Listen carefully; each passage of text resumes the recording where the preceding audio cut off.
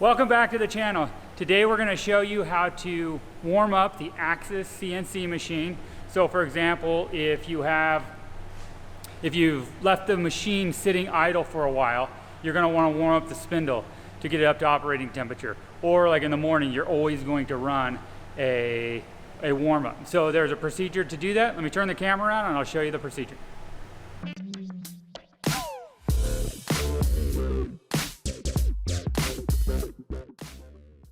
So here's the AXYZ CNC machine.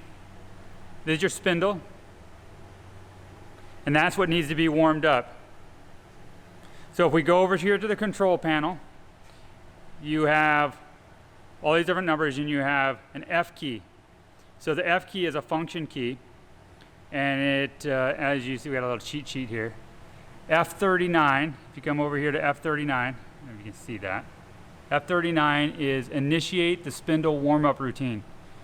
So you come back over to the control panel, you press F39, and you press OK.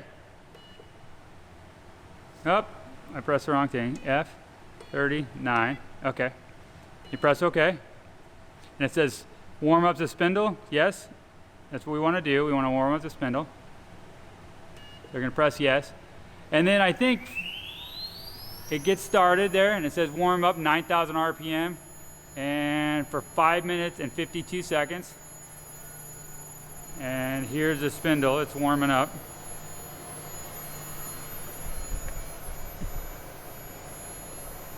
There is a bit in there.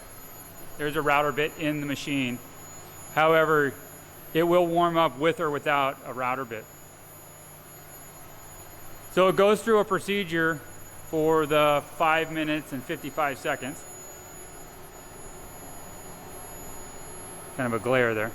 It goes through a procedure and it slowly increases the RPM as the time decreases.